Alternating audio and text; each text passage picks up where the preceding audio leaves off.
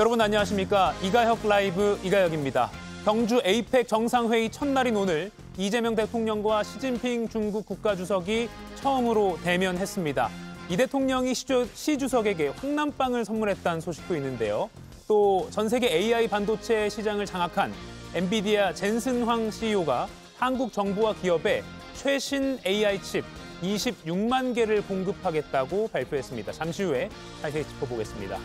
또 놓쳐선 안 될 또 하나의 뉴스가 있습니다. 체포 방해 혐의 재판에 출석한 윤석열 전 대통령이 재판 도중에 발끈하는 일이 있었습니다. 특검이 발언 중에 김건희 여사라고 하지 않고 김건희라고만 했다는 게 이유입니다. 그럼 오늘 함께할 네 분의 해설위원 소개해드리고 백다 앵커의 브리핑으로 첫 번째 이슈 보겠습니다.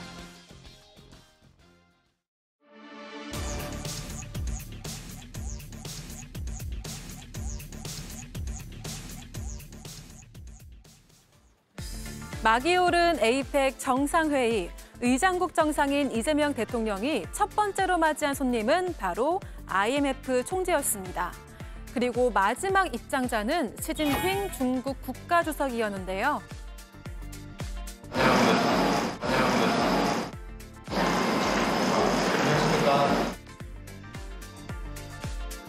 드디어 21개 회원국 정상들이 한자리에 모인 겁니다. 지금부터 제32차 에이펙 경제 지도자 회의를 시작하겠습니다. 천년고도 경주에 오신 것을 우리 대한민국 국민들과 함께 진심으로 환영합니다. 이재명 대통령과 시진핑 주석 처음 만난 두 사람은 따끈따끈한 이걸 두고 덕담을 주고받았는데요. 이 대통령은 시진핑 주석을 진심으로 환영한다는 뜻에서 간 만든 따뜻한 황남빵을 한식 보자기에 포장해 경주의 맛을 즐기시길 바란다는 메시지와 함께 전달했습니다. 오늘 오전에는 중국 측 대표단을 위해 황남빵 200상자를 추가로 보냈습니다. 이에 시 주석은 오늘 이 대통령을 만난 자리에서 황남빵을 맛있게 먹었다며 감사의 뜻을 전했습니다. 잠시 후에는 오늘 행사의 하이라이트, 환영 만찬이 열릴 예정입니다. 오늘 밤 만찬장, 이 대통령과 시 주석은 또 어떤 모습으로 만나게 될까요? 예, 경주에 원래 외국인 관광객들이 많이 오는데 글쎄요, 오늘 이후로는 특히 중국 관광객들이 황남빵을 많이 찾을 것 같습니다. 저도 좋아하는데요. 김진욱 위원님, 에이펙 주간 오늘이 하이라이트인데 이 대통령이 오늘 오전에 이제 의장 자격으로 여러 가지 발언을 했습니다. 협력과 연대를 강조했는데 이거 어떤 메시지를 강조한 거라고 보십니까? 이재명 대통령께서 그제 에이펙 CEO 서밋에서는 위기와 불확실성의 시대일수록 하나 되는 연대와 협력이 우리 모두를 더 밝은 미래로 이끄는 비결이다 이렇게 강조를 했는데 예. 오늘 그 회의에서는 신라의 화백 회의를 언급해서 또 같은 생각을 같은 맥락을 드러냈습니다. 오늘은 뭐라고 하셨냐면요.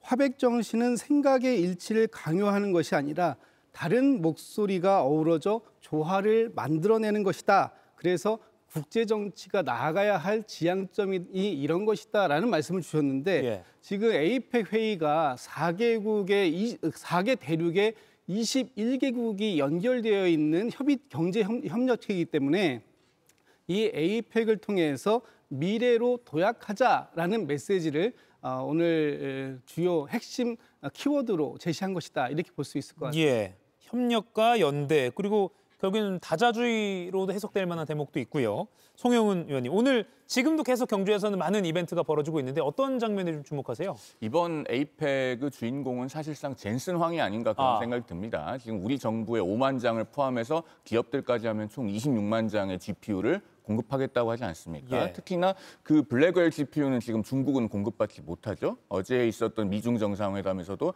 이 블랙웰 GPU 이야기는 나오지 않았다고 하니까 당분간 중국이 공급받기 어렵지 않겠나 하는 생각이 듭니다. 예. 그런데 삼성이 5만 장, SK가 5만 장, 또 현대차가 5만 장, 네이버가 6만 장, 그리고 대한민국 정부가 5만 장 이렇게 26만 장의 GPU를 공급받게 되면 앞으로 우리나라 AI 산업이 도약하는 데 굉장히 큰 역할을 하게 될 것으로 기대가 됩니다. 예. 그리고 이 젠슨 황 CEO는 아마 5시 반경부터 기자회견을 진행할 것으로 지금 예고되고 있죠. 그러면은 또 거기에서 어떤 내용들이 나올 것인가에 많은 언론이 또 전 세계가 주목을 하게 될 겁니다. 사실 에이펙이라고 하는 게 그 명칭부터가 아시아 태평양 경제 협력체 아니겠습니까? 본래는 그러면은 많은 경제인들이 주인공이 되는 것이 당연하고 이번에는 젠슨 황 CEO 그리고 함께 깐부 회동을 했던 우리 삼성의 이재용 회장 또 현대차의 정의선 회장이 많은 주목을 받는 계기가 되었다는 점에서 그런 점에서는 일정 부분 성과가 있는 것으로 보이기도 합니다. 예, 이 GPU 그러니까 뭐 AI 연산 처리 등에 꼭 필요한 쉽게 말하면 부품인데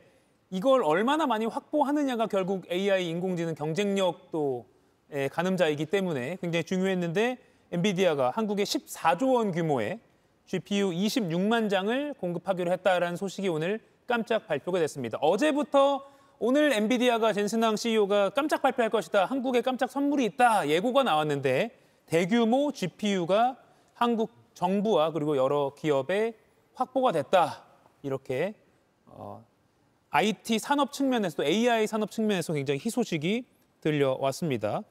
지금 보고 계신 장면은 조금 전 이재명 대통령이 젠슨 황 엔비디아 CEO를 접견한 그런 모습이고요. 어제 있었던 이른바 그 코엑스업 치맥 회동에 관한 이야기로 또 화기애애한 분위기였다고 합니다. 그리고 지금 화면상에는 안 보이지만 이재용 삼성전자 회장, 최태원 SK 회장 등 여러 기업인들도 이렇게 배석하고 있는 모습입니다.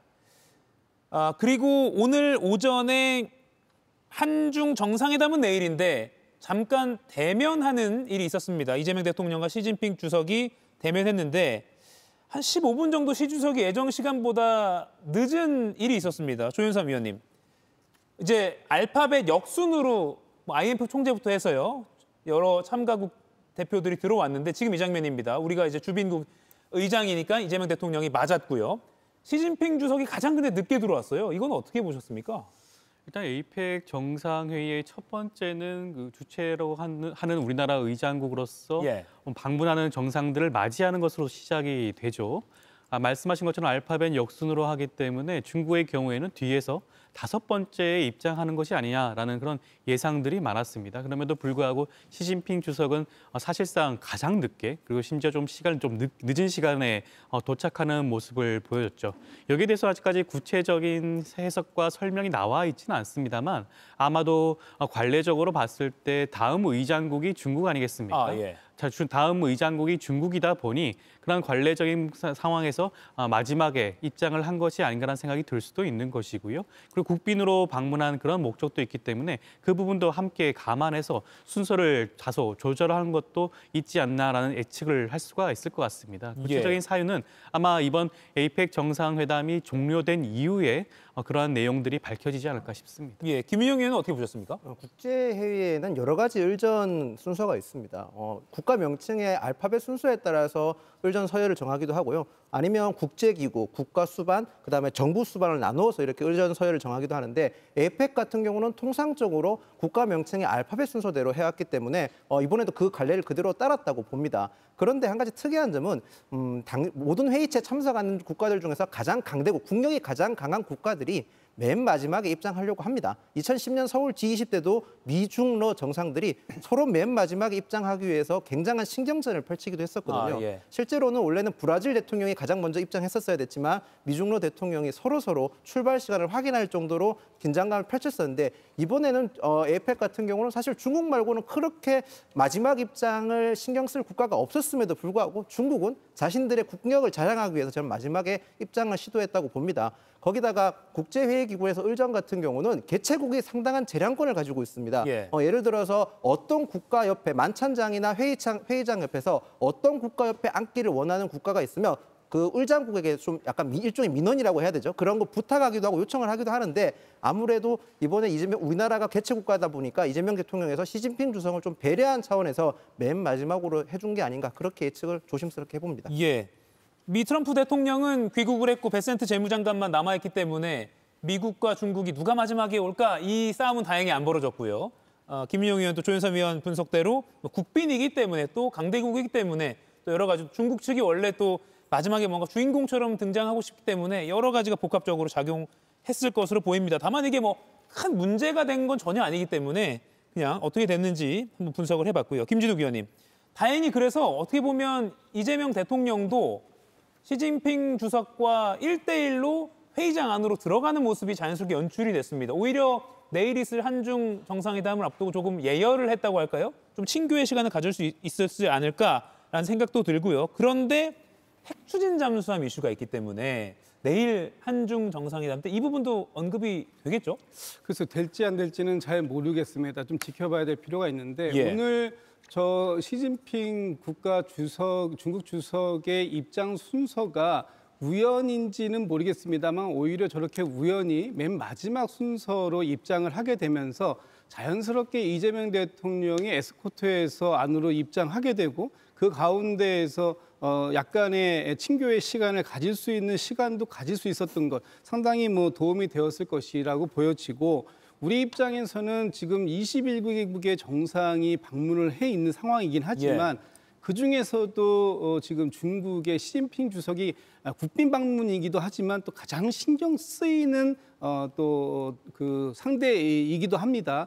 그리고 내일 폐막 직전에 있을 시진핑 주석과의 마지막 한중 정상회담에서 상당한 또 이 서로의 거리를 좁히는 그런 또 노력이 필요한 상황이라 내일 지금 그 있을 정상회의에서 과연 이번에 어제 트럼프 대통령이 허가했다고 하는 핵 추진 잠수함 논의 그 이슈가 의제로 올라올지는 잘 모르겠습니다. 왜냐하면 양측이 다 이것을 의제로 끌어올리기엔 좀 부담스러운 측면도 있고요. 그리고 아직 하자라는 어떤 기본적인 사실관계만 나왔지 언제 어떤 방식으로 구체적으로 추진하겠다라고 하는 내용들이 아직은 나온 게 없기 때문에 이것에 대해서는 어제 중국 외교부에서 약간 우려를 표한 정도, 이 정도 수준에서 머물지 않을까라는 생각이 되고요. 이번에 이제 가장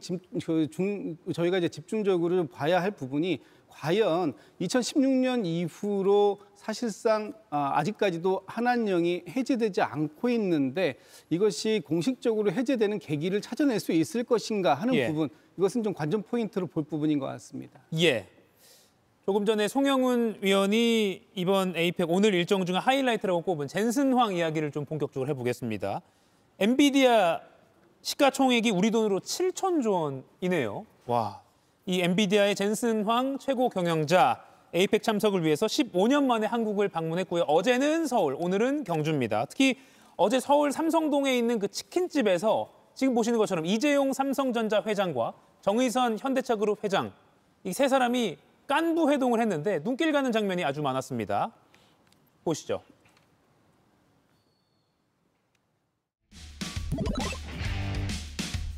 Cheers.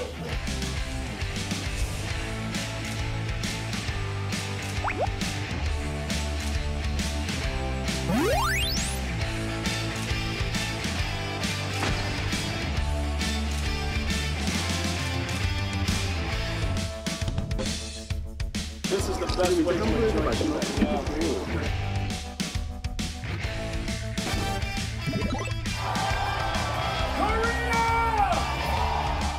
Let's invite my friends out. They're world famous CEOs. These are my teammate buddies.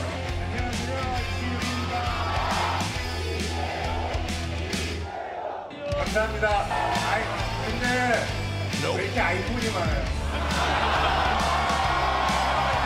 Look at that! Look at that! In 1996, I received a letter from Korea. It is the reason why I came to Korea. 우리 아버님 이건희 회장님이 보내주셨습니다. Oh yes!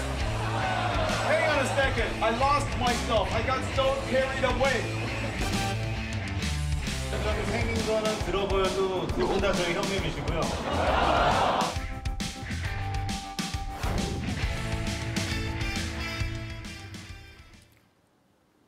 예, 이 시각 젠슨 황 엔비디아 최고 경영자가 경주 현장에서 앞서 특별 강연 연설을 마치고 지금은 기자들과 여러 현안에 대해서 질문을 받고 대답을 하고 있습니다. 사실은 국내 언론뿐만 아니라 전 세계 산업계, 특히 또 주식 투자 등등 시선이 쏠려 있기 때문에 젠슨 황의 이 기자회견 모습도 지금 전 세계의 시선이 쏠리고 있습니다.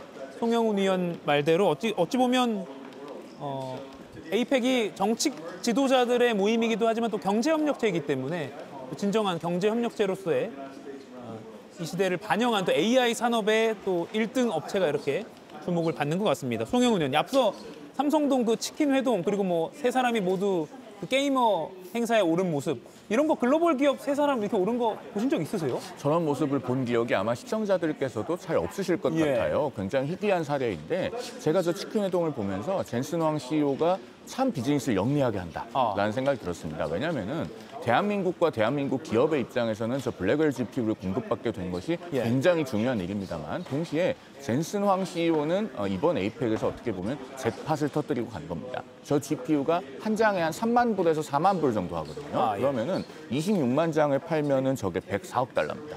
최대 금액이요. 그리고 그걸 원화로 환산해보면 한 14조 8천억 원 가까이 돼요. 그러면 중국에 지금 저 블랙웰 CPU를 못 파는 상황에서 젠슨 황 CEO는 매우 안정적인 공급처를 찾아내고 거래를 성사시키고 가는 겁니다. 그렇다면은 굉장히 중요한 바이어라고 할 수 있는 이재용 회장이나 또 정의선 회장의 면을 세워주면서 그들과는 굉장히 장기적이고 안정적인 동맹 관계에 가까운 친구라고 하는 것을 확인시켜주는 이벤트로서 어제 그 깐부 회동이 의미가 있었다고 할 수 있겠죠. 치킨 업체 측의 설명에 의하면은 이 장소를 엔비디아 코리아 쪽에서 골랐다고 합니다.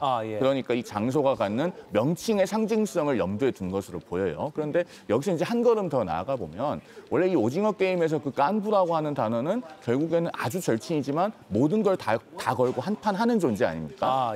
그러니까 대한민국의 AI 산업도 언젠가는 성장해서 또는 저런 그래픽 반도체도 언젠가는 성장을 해서 외국의 유수의 기업들과 다 걸고 한판 할 수 있을 정도가 되기를 정말 진심으로 바랍니다. 서로 다 남는 장사다 이렇게 분석을 할 수 있겠네요. 조윤선 위원님, 어제 회동 그리고 지금 이 기자회견까지 어떻게 좀 보십니까? 일단 젠슨 황 CEO의 경우에는 항상 입고 다니는 옷이 가죽 재킷으로 널리 알려져 있죠. 이게 트레이드 마크로 알려져 있을 정도이기도 합니다. 그렇기 때문에 어제와 같은 깐부 치킨 회동의 경우에도 어떻게 보면 본인이 틀에 얽매이지 않는 그런 선도적인 그런 모습을 다시 한번 보여주는 그런 자리가 아니었나 하는 생각이 들고요. 여기에 대해서 지금 사실상 반도체를 대표하는 삼성의 이재용 회장과 그다음에 모빌리티를 대표하는 정의선 회장과 함께 3자 회담을 하는 것 자체 이것은 단순한 회담의 모습은 아니에요. 어떻게 보면 서로의 관계를 더욱더 돈독하게 하고 그런 관계를 더욱더 깊숙하게 하는 그런 자리를 마련한 게 아닌가라는 생각이 들고 그렇다고 한다면 단순하게 GPU 칩을 판매하는 선에 머무는 게 아니라 지금 엔비디아가 추구하는 그런 생태계 안에 한국과 함께 하겠다는 그런 의지와 뜻을 보여준 게 아닌가 싶습니다. 그러한 측면에서 우리나라의 입장에서도 우리나라 기업의 입장에서도 이러한 기회를 잘 활용해서 선도하는 그런 AI 시대에 선도하는 그런 기업으로 다시 한번 자리매김할 수 있는 그러한 기회를 꼭 잡았으면 좋겠습니다. 뭐 컴퓨터 산업 플랫폼의 전환을 겪고 있다 등등 여러 가지 기자들의 질문에 대한 답변을 하고 있습니다. 김희영 의원님, 젠슨 황이 어제 서울 삼성동 그 게이머 행사에서요. 고 이건희 회장과의 인연도 언급을 했습니다. 과거 이건희 회장이 본인에게 편지를 썼고 그래서 한국을 당시 처음 방문했었다. 이런 인연을 공개했어요. 그러니까 시장 논리가 철저하게 적용되는 국제 경제에서 기업이 과거의 인연을 언급했다는 건 굉장히 이례적인 일이라고 볼 수 있습니다. 이 이유가 있습니다. 이 엔비디아가 최초로 그래픽 카드를 만들었던 게 25년 전인데요. 이 지포스 256에 처음 들어갔던 게 삼성 D램 반도체였습니다. 근데 최근 2년 동안에는 엔비디아가 삼성 D램 반도체를 받지 않음으로써 두 기업들 간의 관계가 조금 서운해진 거 아니냐 그런 얘기가 있었는데 어제 저 회동으로서 그런 게 굉장히 많이 해소됐다는 측에서는 우리나라 입장에서도 굉장히 긍정적인 신호라고 저는 봅니다. 거기다가 최근에 들어서 이 잭스랑 같은 경우는 처음 자기가 진출했던 시장이 PC 게임 시장이었거든요. 어제 저 행사에 참석해가지고는 우리나라 덕분에 본인이 저렇게 크게 성장할 수 있었다고 언급했는데 그 이유가 우리나라는 PC 시장, 즉 e스포츠라는 새로운 스포츠 문화를 만들었고 또 나가서 PC방이라는 문화도 덕분에 PC 게임이 많이 보급화됐고 그 과정에서 그래픽 카드가 굉장히 많이 보급된 것도 사실이거든요. 그러니까 엔비디아 입장에서는 한국과 인연을 강조할 수밖에 없는 상황이었는데 잭슨 왕이 직접 그걸 언급함으로써 단순하게 우리가 경제 협력하는 뿐만 아니라 끈끈한 우정이 있다는 걸 강조했기 때문에 우리 입장에서는 굉장히 좋은 상황이라고 생각합니다. 이번 성과에 있어서만큼은 삼성과 현대라든지 우리 기업들이 굉장히 많은 역할을 했다는 점은 부인할 수 없는 사실인 것 같습니다. e스포츠 하면 또 대한민국을 빼놓을 수 없으니까요. 아마 엔비디아 측에서도 우리나라 시장을 이렇게 우리 환심을 또 사지 않을 수 없는 그런 상황인 것 같습니다. 깜짝 선물을 예고했는데 GPU 26만 개, 최신 GPU 26만 개를 우리 정부와 우리 기업에 공급하기로 했습니다. 그러면 김진욱 위원님, 정치적으로 좀 해석해보면요. 이재명 대통령과 접견도 했고요. 이 대통령의 성과로 이렇게 또 많이 보도가 되고 있기 때문에 굉장히 좀 호재라고 볼 수 있겠네요.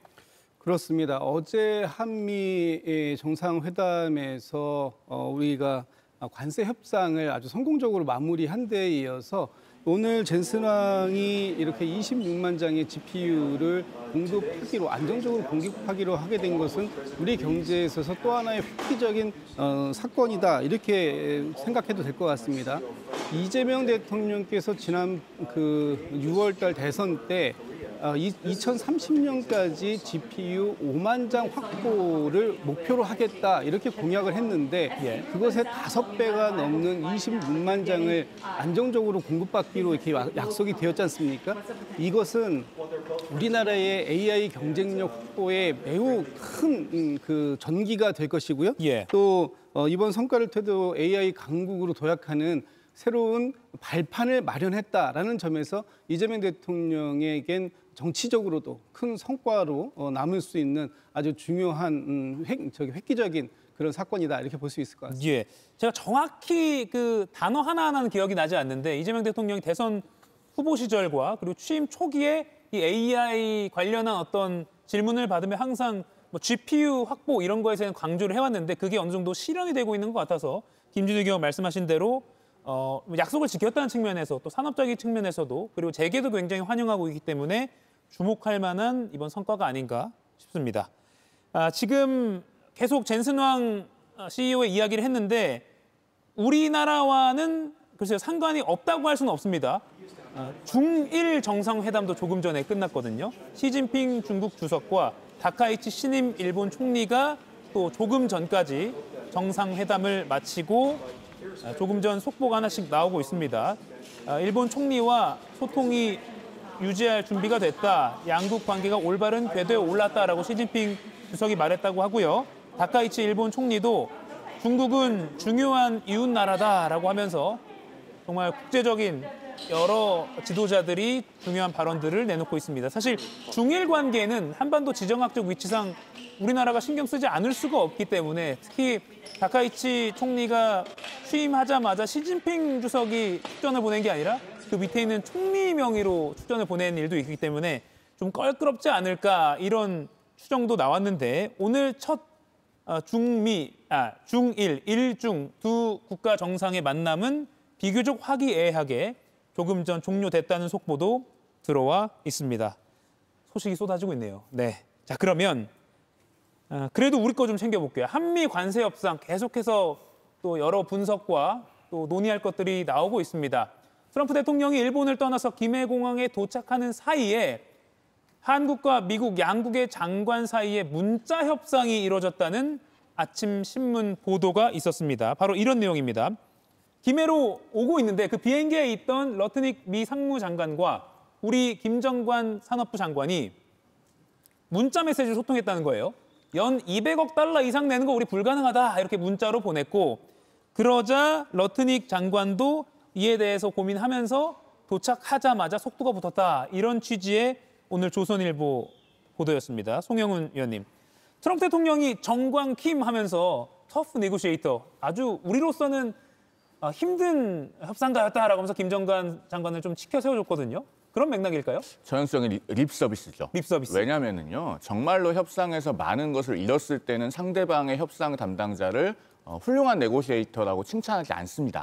그리고 오히려 자국의 협상 라인들이 나중에 인사적으로 책임을 지고 교체가 되겠죠. 지금 그런 일은 전혀 조짐이 보이지 않고 있고 오히려 협상의 개별 요소들을 보면은 김정관 장관이 어떤 까다로운 협상가 였다기보다는 미국이 얻을 것을 다 얻어내고 마지막에 립서비스하는 형국으로 보입니다. 어떤 것들을 얻어낸지 한번 보면요. 일단은 한국의 전체 GDP 20%에 가까운 3,500억 달러라고 하는 총액을 미국은 지켰습니다. 그리고 두 번째로 그 3,500억 불 외에 한국 기업들의 외국인 직접 투자, FDI는 또 상당한 금액이 별도로 있죠. 그리고 애초에 우리 정부는 7월 말에 관세 협상을 타결했다고 했을 때 3,500억 불 중에 한 5% 정도만 자기 자본이 될 거다. 나머지는 다 대출과 보증이 될 거라고 했지만 결국은 2,000억 불이 우리의 공공부문에서 현금으로 조달돼서 가는 겁니다. 그리고 네 번째로 우리에게 중요한 반도체 관세는 지금 미국에서는 합의 대상이 아니라고 이야기하고 있죠. 그리고 연간 투자액은요. 어차피 한국에서 어느 정도의 돈을 조달할 수 있는지 미국도 훤히 알고 있습니다. 그렇기 때문에 저 연간 200억 불이라고 하는 것은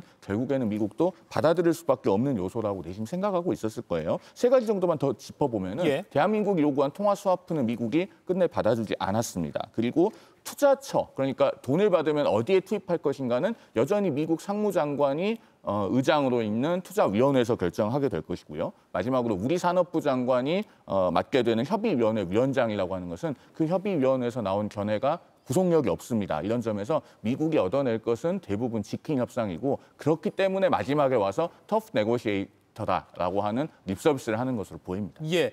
국민의힘에서 이렇게 좀 비판적으로 보는 시각이 있는데요. 조윤삼 의원님 반론을 좀 들어볼게요. 일단 협상 시한을 정하지 않고 이번 관세 협상에 임한 것은 우리나라 정부라고 할 수가 있겠죠. 마음이 급했던 거는 미국 트럼프 정부라고 할 수가 있습니다. 그러다 보니 이번 그 협상 과정에서 트럼프 대통령이 김 장관에 대해서 이런 호평을 하는 그런 발언까지 나왔다고 생각을 할 수가 있겠죠. 당초 미국에서 원했던 부분에 대해 살펴보게 되면 매년 250억 불을 요구를 했습니다. 그럼에도 불구하고 이 부분에 대해서 전혀 양보하지 않고 국익을 우선시해서 계속해서 지속적으로 협상을 진행하다 보니 매년 200억 달러로 책정하게 되었죠. 그 200억 달러도 매년 200억을 지불하는 것이 아닙니다. 우리나라의 외환시장이라든가 여러 가지 사정을 살펴보고 난 다음에 상한액으로 200억을 책정한 것이라고 할 수가 있겠죠. 그리고 그 기간도 10년으로 오랜 기간 동안 분할해서 지급하는 방식이기도 합니다. 물론 투자위원회 위원장은 미국이 맡게 되지만 그 구체적인 그런 진행 상황이라든가 그런 부분에 대해서 한국도 일정 부분 역할을 할 수가 있게 되었다는 측면에서 살펴볼 수 있을 것 같고요. 통화 수합 같은 경우에는 이미 외환 시장에 영향을 미치는 경우에는 200억 달러 밑으로 책정할 수가 있기 때문에 통화 수합 자체가 필요하지 않은 상황입니다. 그렇기 때문에 이번에 그 부분은 논의가 되지 않았다고 할 수가 있겠고요. 그렇다고 한다면 전반적으로 봤을 때 물론 2천억 달러에 해당되는 돈을 지급하지 않는 것이 가장 좋았겠죠. 그렇지만 미국 정부와 이 부분에 대해서 양보할 수 없는 것은 명약 권한 상황 아니겠습니까? 동맹국을 상대로 해서 지금 엄청나게 많은 돈을 요구하는 상황이기 때문에 이것을 적절한 금액, 우리나라에서 부담할 수 있는 수준으로 했다는 측면에서 살펴보게 되면 우리나라가 이 관세 협상을 무난하게 타결한 게 아닌가라는 생각이 들 수밖에 없을 것 같습니다. 예. 이 MOU, 그러니까 좀 이제 서류와 문서화하는 작업도 남아 있고 그간에 또 미세 조정이 필요한 상황이라서 이건 조금 더 지켜봐야 할 것 같습니다. 물론 많은 토론을 하면 더 좋겠지만요. 넘어갈게요. 김혜경 여사 배우자 외교도 좀 짚어볼게요. 어제부터 오늘 계속해서 여러 활동을 하고 있는 걸로 알려지고 있는데 김준욱 위원님, 문화 활동 위주로 일정이 짜여져 있다고 해요. 지금 경주하면 또 불국사니까 불국사의 한복 차림으로 간 모습이 오늘 언론에 공개가 됐습니다. 그렇습니다. 이번 에이펙이 21개국의 다자의 정상들이 오시고 그중에서 이제 정상들이 배우자들도 같이 오시는 경우가 많습니다. 예. 김혜경 여사께서는 이 정상들의 배우자들과 여러 가지 외교 활동을 하고 있는데 지금 저기 그 화면에 나오는 것도 이 옥빛의 한복을 곱게 차려입은 모습이 보이는데요. 요 며칠 동안 계속해서 보이는 모습이 가장 한국적인 멋스러움을 낼 수 있는 한복을 착용하고 우리 한복의 이 아름다움을 전 세계에 소개하고 있는 역할을 좀 톡톡히 하고 계시다 이렇게 말씀드려야 될 수 있을 것 같고요. 이번에 보니까 우리 한국의 문화가 다양하게 콘텐츠부터 뭐 그 K-뷰티, K-푸드까지 여러 가지가 엄청나게 많이 지금 외국에 소개가 되고 있습니다. 좀 전에 우리가 이제 얘기했었던 젠스랑 같은 경우에는 치맥이라고 하는 우리의 전통적인 음식 문화를 소개하는 계기가 되었고요. 또 백악관의 레빗 대변인 같은 경우에는 경주에서 한국의 화장품을 많이 이제 쇼핑을 하고 내가 선택한 픽한 것들이다라고 자랑까지 하면서 한국의 K-뷰티를 소개하지 않았습니까? 올리브 땡 매장을 방문했다고 그렇습니다. 하죠. 예. 그리고 이번에 뭐 캐대헌 같은 경우에도 굉장히 인기가 있었는데 거기에서 나오는 모든 내용들이 외국인들이 한국을 쳐다보는 한국의 문화를 다시 한번 바라보게 되는 그런 계기점을 만들었다는 점이고 또 이번 에이펙 정상회담을 통해서 그런 것들이 전 세계에 잘 홍보된 부분이 있다. 이런 측면에 대해서는 높게 평가할 수 있을 것 같습니다. 예. 여담입니다만 다행히 날씨도 좋아서 비도 안 오고요. 참 괜찮은 날씨다라고 생각이 듭니다. 김유영 의원님, 짧게 이것만 더 여쭐게요. 이제 오늘 저녁 만찬이 어떻게 보면 또 하이라이트 중에 하나고 김진욱 의원 강조한 그 문화적인 어떤 면모를 보여주는 것 중에 하나인데 그 흑백 요리사 준우승자 에드워드 리가 또 나선다고 하잖아요. 그러니까 만찬은 의전의 꽃입니다. 식재료 하나하나가 다 스토리가 있기 때문에 굉장히 중요하게 보는데 에드워드 리 같은 경우는 식재료를 이렇게 스토리 풀어내는 걸 굉장히 잘하기 때문에 어떤 식으로 식재료를 내면서 어떤 스토리를 담아내는지 굉장히 중요하거든요. 에드워드 리 같은 경우는 퓨전 요리도 굉장히 잘하기 때문에 어찌 보면 우리나라의 문화, 식문화를 단순하게 자랑하는 게 아니라 참석한 국가들의 문화도 같이 퓨전해서 잘 풀어나갈 걸 예상이 되는데 저도 기대하면서 보고 있겠습니다. 예. 그리고 군 복무 중인 아티스트죠. 차은우 씨도 오늘 행사에 사회를 보는 것으로 알려져 있고요. 또 에이펙 홍보 영상에서 활약을 했던 홍보대사 지드래곤도 오늘 공연을 한다고 합니다. 차은우, 지드래곤 모두 글로벌 스타로서 또 팬이 전 세계에 많기 때문에 덩달아 에이펙 또 경주에 대한 시선이 쏠릴 것으로 보입니다. 차은우 씨와 지드래곤 씨의 그 영상이 들어오면 저희 시청률에 도움이 될 것 같은데 잠시 후기 때문에 저희 5명을 비춰드리고요. 다음 이슈로 좀 넘어가겠습니다. 백다 앵커가 다음 이슈 브리핑으로 준비하고 있습니다. 백 앵커 나와주시죠. 윤석열 전 대통령 그동안 법정 출석을 거부하며 입을 꾹 닫더니 갑자기 적극 방어 태세로 돌아섰습니다. 어떤 민간이라든가 이런 데 억압적이거나 이런 거 안 하고 질서 유지하러 그냥 들어갔다는 게 머릿속에 있는 거네. 거점 확보라고 하는 게. 말씀하시는 질서 유지는 도저히 제가 수긍할 수 없고 그거는 그 전이 됐든 중이 됐든 질서 유지 시민보호라는 말은 자체는 들어본 적이 없고 오늘 재판에서는 검사를 향해 아무리 그만두고 나왔다고 해도 김건희가 뭔가라며 발끈하는 모습도 보였는데요. 그만두고 나온 건 전직 대통령인 본인이지 민간인 김건희 씨가 아닌데 말입니다. 아무것도 아닌 사람이라던 김건희 씨와 재판에서조차 뒤에 여사를 붙이라는 윤 전 대통령. 이들이 잊지 말아야 할 점은 두 사람 모두 피의자라는 사실입니다. 예, 서초동 이야기를 좀 해보겠습니다. 어제 내란 사건 재판 그리고 오늘 체포방해 사건 재판 윤석열 전 대통령이 연이틀 출석했습니다. 김진욱 의원님, 윤 전 대통령 측이 전략을 수정했다고 봐야 할까요? 왜 이렇게 또 연이틀 출석했다고 보십니까? 저는 뭐 이것도 전략의 수정이 아니라요. 원래 핵심 전략을 이렇게 세운 것이다 이렇게 봅니다. 다른 사람들이 아니라 지금 어제 내란 그 우두머리 혐의에서의 재판에서는 곽종근 전 특전사령관이 핵심 키맨이고 오늘 재판에서는 김성훈 전 경호처장이 핵심 키맨입니다. 이 두 사람이 윤석열 전 대통령으로부터 직접 명령을 하달받고 그 명령을 수행했던 사람이기 때문에 이 두 사람의 증언을 무력화시키는 데에 온 힘을 다했다. 이렇게 봐야 될 것 같습니다. 왜냐하면 다른 사람들 같은 경우에는 한 사람을 건너서 그 명령을 들었다든지 아니면은 이미 다른 그 CCTV나 이런 걸 통해 가지고 내용들이 확인이 된 게 있어요. 그러나 이 곽종근 사령관이나 김성훈 경호처장 같은 경우에는 사실 두 사람이 비화폰으로 통화하는 과정들 속에서 그 내용이 남아있지는 않습니다. 그렇기 때문에 이 두 사람의 증언을 무력화시키는 것에 초점을 맞췄다 이렇게 봐야 될 것 같고요.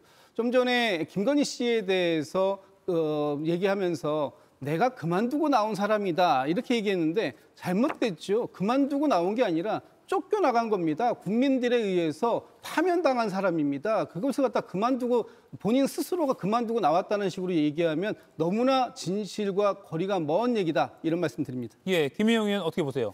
본인에게 불리한 증언을 할 결정적인 2명에 대한 압박을 했다고 저도 보는 게 맞을 것 같습니다. 각종군 사령관 같은 경우는 장성급, 그러니까 지휘관 중에서 유일한 건 아니지만 윤석열을 통해 가장 부정적으로 지금 진술하는 사람인데 각종군 사령관을 압박함으로써 현장 지휘관들에 대한 불리한 진술이 안 나오게끔 하려고 하는 것 같습니다. 거기다가 더 나가서 현장 지휘관, 연관급 지휘관들의 불리한 진술, 윤석열 전 대통령에 대한 불리한 진술은 지휘체계 혼선으로 인해서 빠져나갈 수 있지만 각종군 사령관 같은 경우는 윤석열 전 대통령이 직접 소통했지 않습니까? 예. 그렇기 때문에 만약에 지금 각종군 사령관의 진술에 대해서 강한 압박을 하지 않는다면 추후 재판에서도 굉장히 불리하게 적용하기 때문에 윤석열 전 대통령이 저렇게 갑작스럽게 입장을 선회한 걸로 보이고 거기다 김성훈 전 경호처장 같은 경우도 윤석열 전 대통령을 계속 지근거리에서 모시고 있었기 때문에 사실 경호처 직원들은 대통령이라든지 대통령 가족들의 일거수일투족을 다 알고 있습니다. 예. 지금 현재는 뭐 경호처에서 여러 가지 풍문이 소문이 있지만 현재까지는 그게 의혹에 불과하지만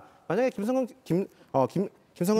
차장이 새로운 진술을 하게 되면 이건 굉장한 파장을 불러올 수 있기 때문에 아무래도 윤석열 전 대통령이 직접 재판에 출석한 게 아닌가 그렇게 예상합니다. 예, 송영훈 의원님. 이건 정당인으로서가 아니라 이제 변호사로서 직업적으로 논평을 드리는 건데요. 윤석열 전 대통령이 설령 증인들을 압박할 의도를 갖고 있다고 한들 법정에서 저렇게 직접 질문하는 것이 본인에게 하등 도움이 되지 않을 겁니다. 우리는 윤석열 전 대통령이 증인을 대하는 방식을 이미 탄핵 심판에서 확인을 한 바가 있어요. 여러 증인들 중에서 당시에 김용현 전 국방장관이 첫 번째 증인으로 나왔었죠. 그리고 그 당시에는 윤 전 대통령이 직접 질문하는 게 허용이 됐었습니다. 두 번째 증인부터 허용되지 않았는데 그 첫 증인인 김용현 전 장관에게 질문을 했다가 오히려 본인에게 중대하게 불리한 결과를 받아들였지 않습니까? 그 계엄 선포문에 대해서 본인이 사전에 받아보고 전공의 부분은 왜 넣었냐라고 얘기하지 않았었냐라고 하니까 김용현 전 장관이 기억나는 것 같습니다라고 했었죠. 그런데 그 말인즉슨 그러면은 위헌 위법한 계엄 선포문을 대통령이 사전에 받아보고 다 검토하고 지시했다는 내용이 됩니다. 본인에게 중대하게 불리한 이야기를 했었어요. 윤 전 대통령과 가장 입장이 가깝다고 할 수 있는 김용현 전 장관에 대해서 직접 질문한 것도 결과가 이랬습니다. 그러면은 입장이 반대에 있는 곽종근 전 사령관이라든가 또 앞으로 입장이 구체적으로 어떻게 정해질지 모르겠습니다만 김성훈 전 경호처 차장이라든가 이런 인물들에 대해서 직접 질문한다고 한들 본인에게 하등의 도움이 되지 않을 것이다. 직업적으로는 제가 그렇게 볼 수밖에 없습니다. 예. 도움이 되지 않을 거라는 관측이 많이 나오는 대목들이 오늘 체포 방해 사건 윤 전 대통령 재판에서도 있었습니다. 바로 이겁니다. 호위무사로 불렸던 김성훈 전 경호차장이 출석을 했는데요. 비상계엄 직후인 지난해 12월 7일 윤 전 대통령으로부터 3차례 전화를 받았다고 밝혔습니다. 비화폰 서버 삭제 주기를 물었다고 증언을 했습니다. 윤 전 대통령이 비화폰 서버가 얼마 만에 한 번씩 삭제되냐 이렇게 물어보기도 했고 이틀 만에 삭제된다고 말하니까 다른 말 없이 끊는 기억이 있다. 조윤삼 위원님. 또 윤 전 대통령이 수사받는 사람들이 비화폰을 그냥 놔두면 되겠냐, 조치해야지라고 일종의 지시를 했다는 증언도 나왔고요. 그래서 김 전 차장은 김대경 전 경호처 지원본부장에게 연락해서 보안 조치를 지시했다. 이게 삭제 지시는 아니다라고 주장을 하긴 했습니다. 윤 전 대통령이 일일이 비화폰의 상황을 좀 챙긴 이런 정황이 나온 건데 어떻게 보십니까? 김성훈 전 경호처 차장 입장에서는 이러한 진술 자체가 윤석열 전 대통령에게 유리하다라고 생각을 하고 진술한 것으로 보여지는데요. 전혀 그렇지가 않죠. 윤석열 전 대통령으로부터 3차례 통화를 한 바가 있다는 것을 인정하지 않았습니까? 그리고 구체적인 통화 내용도 밝혔죠. 비화폰에 대한 삭제 여부, 주기적으로 삭제하는 것인지 삭제가 되는 것인지에 대한 질문을 하고 그 다음에 수사를 받고 있는 대상, 특정을 했습니다. 그 당시에 수사를 받고 있는 인물들은 특전사령관이라든가 아니면 수방사령관이라든가 이런 분들, 방첩사령관이라든가 이런 분들이었죠. 그렇다고 한다면 특정인을 지시를 하고 그다음에 조치를 해야 되지 않냐라는 말까지 했죠. 그 전에 했던 대화 내용이 삭제였습니다. 그 다음에 나온 말이 조치였죠. 그리고 김성훈 차장은 여기에 대해서 보안 조치를 지시했다라고 했습니다. 일련의 그런 대화 내용을 살펴보게 되면 이것을 받아들이는 경호처 직원 입장에서는 삭제라고 받아들일 수밖에 없는 것입니다. 그렇다고 한다면 이러한 김성훈 차장의 진술 내용 자체가 윤석열 전 대통령으로부터 비화폰과 관련된 삭제 지시를 받고 이를 이행했다라는 진술을 한 것으로 보여지기 때문에 예. 어떻게 보면 윤 전 대통령에 대해서 굉장히 불리한 진술을 한 게 아닌가라는 생각이 듭니다. 예, 지난해 12월 7일 통화라고 했거든요. 그러니까 12월 3일 계엄령 그리고 그 다음 날 해제가 되고 그때부터 수사의 필요성 계속 언론에서 정치권에서 제기가 됐습니다. 그러나 보니까 법을 누구보다 잘한 윤 전 대통령이 수사 만약에 한다면 이거 결정적인 증거 아니야? 비화폰 기록? 이렇게 생각에 꼬리를 물 수밖에 없거든요. 그러니까 더 나아가서 살펴보면요. 예. 그 통화의 시점이 현재 국민의힘으로서 상당히 뼈아프게 느껴지는 대목이 있습니다. 왜냐하면 12월 7일이라고 하는 시점은 국회에서 1차 탄핵소추안이 그 표결 불성립으로 폐기된 날짜 아니겠습니까? 네. 바로 그날 이런 통화를 했다면 아마 윤 전 대통령은 어떻게든 1차 탄핵소추안만 넘기고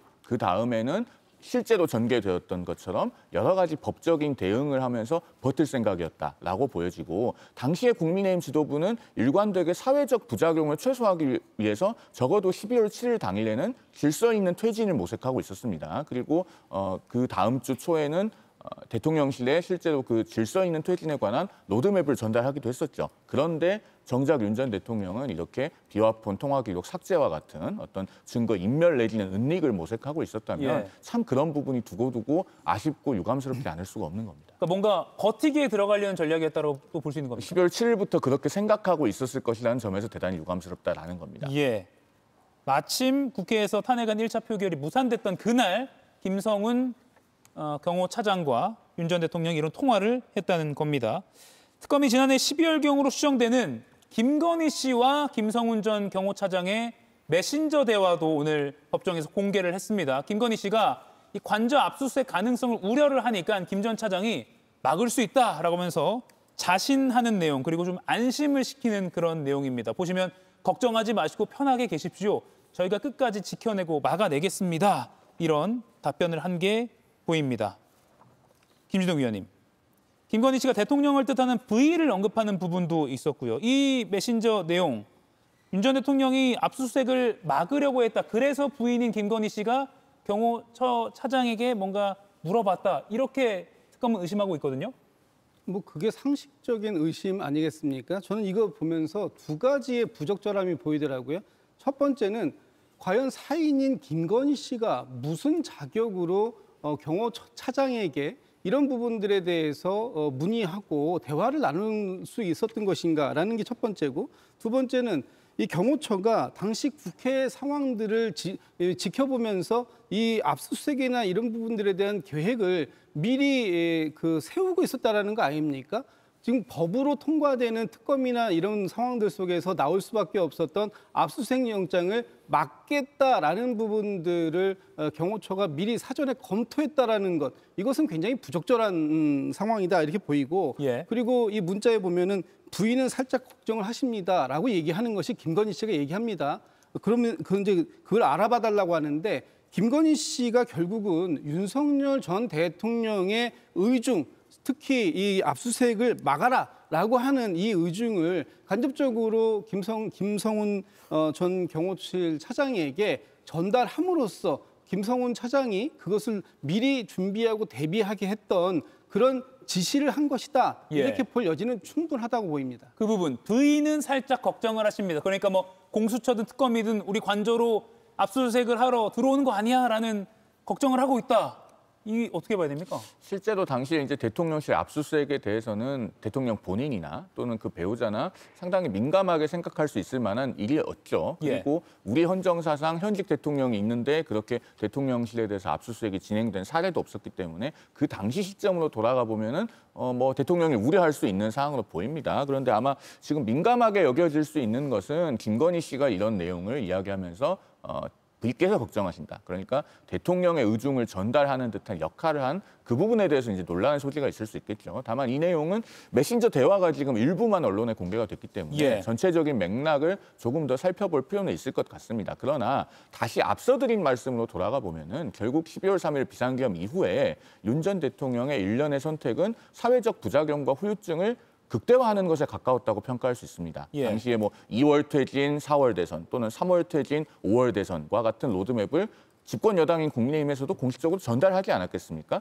그런 모든 안을 뿌리치면서 뒤에서는 이런 일이 일어나고 있었다라는 점이 두고두고 우리 사회에 어떤 상흔을 남겼는가라는 점에서 아쉽다는 것입니다. 예, 법정에서 특검이 김건희 씨와 김성훈 전 경호처장의 이 내밀한 이 메시지를 공개를 하니까 윤 전 대통령이 법정에서 반박을 했습니다. 제 아내가 궁금하고 걱정돼서 문자를 넣었는지 모르겠지만 군사보호구역 압수수색 영장 집행 자체는 불가능한 일이다. 그러니까 이 취지는 내가 왜 이걸 걱정을 했겠느냐. 아예 가능하다고 생각을 하지 않고 있는데 그러니까 압수수색 방해, 체포영장 집행 방해 난 아니다. 이런 취지로 지금 반박을 하고 있는 거거든요. 조현섭 위원님.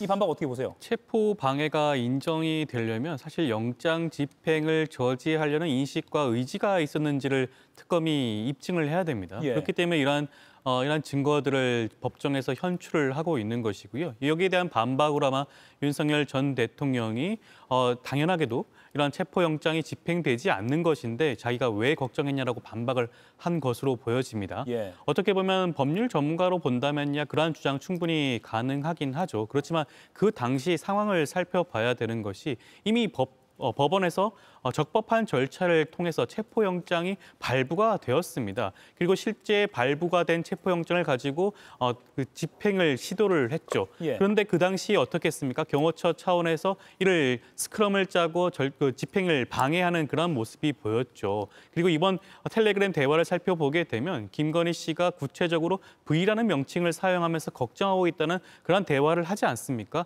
이런 모든 것들을 살펴보게 되면 과연 윤 전 대통령이 이 당시 집행을 저지하려는 의지라든가 인식이 없었다고 볼 수 있을 것인가를 아마 따져 묻지 않을 수가 없을 것 같고요. 예. 아마 재판부도 그 부분을 유심히 살펴보지 않을까 싶습니다. 예. 김인영 의원님, 윤 전 대통령의 반박 어떻게 보세요? 저는 일단 뭐 윤 전 대통령 내외에 대한 평가는 앞서 평가에 다 동의합니다. 저는 근데 다른 부분 한 부분 더 지적하고 싶은 게 김성훈 차장의 저 발언을 좀 지목합니다. 막을 수 있다라고 답을 했지 않습니까? 체포영장에 대해서.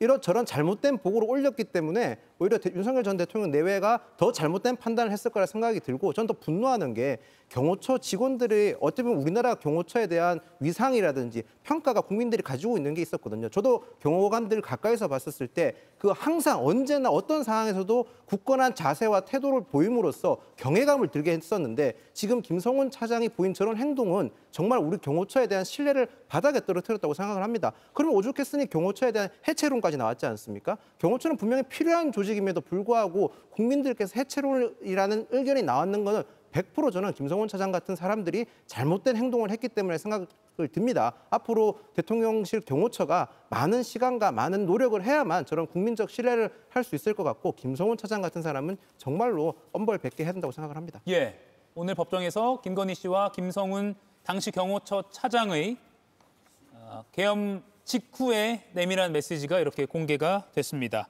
이 부분도 좀 짚어보겠습니다. 오늘 많은 화제가 됐던, 많이 또 공유가 됐던 뉴스 중에 하나인데요. 윤 전 대통령이 법정에서 특검이 계속 질문을 할 때 김건희 여사라고 안 하고 김건희라고 불렀다고 해서 발끈하는 일이 있었습니다. 그러자 백대현 부장판사가 그 정도로 하라라고 제지하기까지 했거든요. 김준욱 의원님 먼저 이거 어떻게 보세요? 그렇죠. 이 말이 이제 오늘 나오자마자 한간에서 세간에서는 뭐라고 하냐면 윤 전 대통령의 아내 사랑이 계엄을 일으키더니 그걸 넘어서는 또 아내 사랑을 시전한 거 아니냐 이런 비아냥까지 나오고 있습니다. 지금 본인이 대통령직을 그만두고 나왔다. 아까도 제가 말씀드렸습니다만 그만두고 나간 게 아니고요. 국민에 의해서 헌법에 의해서 쫓겨나갔다, 파면되었다 이 말씀 드리고 김건희 씨가 잘못한 부분이 있다면 당연히 김건희 씨라고 부를 수 있는 겁니다.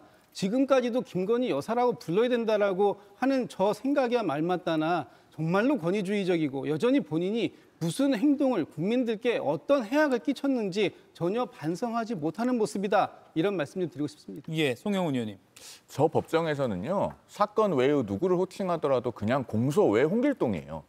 법정에서는 그게 맞는 겁니다. 그렇기 때문에 저기에 무슨 존칭을 붙이지 않았다든가 기타의 호칭을 붙이지 않았다고 해서 화를 내는 것을 이해할 수 없어요. 저게 비법률가 출신 전직 대통령이라면 모르겠는데요. 본인이 검찰총장까지 하셨잖아요. 그러면 저기서는 공소외 홍길동, 공소외 김철수 이렇게 부르는 게 맞다는 거를 너무나 잘 알고 있을 겁니다. 왜 저렇게까지 하시는지 솔직히 좀 납득하기가 어렵고 저런 발언은 우리 국민들의 민심의 중앙급과는 매우 현저히 동떨어져 있다라는 점을 말씀드리지 않을 수가 없습니다. 예, 그러네요. 아무리 전직 대통령이어도 재판장이 부를 때 피고인 누구누구 이렇게 부르는데 김건희 씨에 대한 호칭에 대해서 법을 누구보다 잘 알고 법정 경험이 많을 윤석열 전 대통령이 이렇게 항의를 한 것 어떤 생각이었을까 저도 궁금해지네요. 또 이런 소식들이 뉴스를 통해서 전해지고 구치소에서 또 뉴스를 볼 수 있기 때문에 김건희 씨도 보게 될 텐데 그걸 노린 것인지 많은 추측이 나오고 있습니다.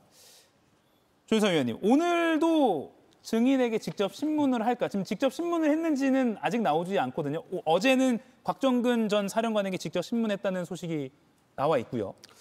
윤석열 전 대통령이 지금까지 법정에서 해왔던 모습을 살펴보게 되면 직접 신문할 가능성이 높지 않을까라는 생각이 들 것 같습니다. 그걸 위해서 지금까지 불출석을 고수하다가 이번 재판에도 출석을 한 게 아닌가 싶고요. 아마 변호인보다 본인이 질문하는 것이 더욱더 재판 진행에 유리하다라고 생각을 하는 것 같아요. 그것은 헌재에서도 마찬가지였고요. 이후의 재판에서도 마찬가지 그러한 모습을 보였습니다. 김성은 전 차장의 경우에는 핵심적인 증인이라고 생각을 하니 그 부분에 대해서는 직접적인 신문을 통해서 본인에게 유리한 그런 진술을 이끌어내겠다라는 생각을 하는 것으로 보여지는데요. 앞서 변호사님께서 말씀을 하셨지만 그러한 전략은 굉장히 위험한 생각입니다. 이런 모든 것들의 증인 신문에 있어서만큼은 변호인과 함께 조력을 받고 진행을 하는 것이 재판 진행에 오히려 유리하다고 할 수가 있어요. 자칫 잘못하면 본인에게 불리한 진술이 나올 수도 있고요. 감정에 흔들려서 잘못된 질문을 할 수도 있는 부분이 있습니다. 그럼에도 불구하고 직접 신문 방식을 택하는 것 자체가 윤석열 전 대통령이 지금 재판을 어떻게 감정적으로 임하고 있는 것이 아닌가라는 생각을 할 수밖에 없을 것 같습니다. 그렇다면 윤 전 대통령이 직접 증인 신문을 했던 어제 재판 상황도 한번 살펴보겠습니다. 어제는 내란 우두머리 혐의 재판이었습니다. 윤 전 대통령이 자신에게 불리한 증언을 해온 곽종근 전 육군 특수전 사령관과 공방을 벌였습니다. 그 과정에서 증인의 말을 끊으려다가 재판장이죠. 지기현 부장판사로부터 제지를 당하기도 했습니다. 오늘은 여기까지 진행을. 피고인이 직접 물어보신다는 거죠? 네. 그 장관한테 여기 지금 계엄에 투입되는 분의 그 규모가 어느 정도 되며 이게 어떤 계엄이냐 이런 거 한번 물어보신 적 있으세요? 궁금할 것 같은데 내가. 솔직히 말씀은 제가 되묻고 싶은 부분입니다. 만약에 김용현 전 장관이 이번 비상계엄이 들어가서 경고하고 시민보호하고 짧게 하고 빨리 빠질 거야 라고 그 얘기를 꺼냈다면 군복을 입고 있는 사람이 그럼 거기에 군이 왜 들어갑니까? 그냥 경찰 넣으면 되지? 라고 되물었는데 그런 자체를 일절 김용현 장관이 저희들한테 얘기한 적도 없고 그 부분을 제 말씀은 제가 일단은 증인 말씀을 끝까지 한번 들어보시죠. 일단은 갑자기 투입되는 상황이 맞이돼서 판단의 과정을 거치면서 이게 아닌 거다 싶어서 중지하고 철수했던 것들이고. 법정 경험이 많아서 그럴지 몰라도 제스처도 굉장히 대통령 재임 때처럼 적극적으로 하는 그런 모습도 있었는데 김진욱 의원님 어떻게 보셨습니까? 굉장히 건강해 보이시네요. 그리고 모든 그 발언이나 이런 부분들에 있어서 본인의 확신이 여전히 있다 이렇게 보일 텐데 저는 저런 그 모습을 보여주는 것이 오히려 재판부에게 윤석열 전 대통령이 피고인으로서 유죄 심증을 더 굳혀주고 있다 이렇게 판단하는 상황들이 나올 수 있을 것 같습니다. 특히 지금 이 증인으로 나온 곽정근 사령관 같은 경우에 오히려 당시의 상황에 대해서 정확하게 진술하고 또 거꾸로 그 상황을 왜 그런 지시를 내렸는가 묻고 싶었다라고까지 얘기를 한다면 당시에 지시를 내렸던 사람 입장에서 그 부분에 대한 명확한 소명을 해야 할 텐데 그런 부분들을 못하고 이렇게 상대의 말을 끊는다든지 또는 비웃는다든지 이런 모습들을 보여줄 때 저것이 과연 이 재판에 있어서 윤석열 피고인이 진심으로 반성이나 어떤 죄책감이나 이런 부분들을 느끼고 있는 것인가 하는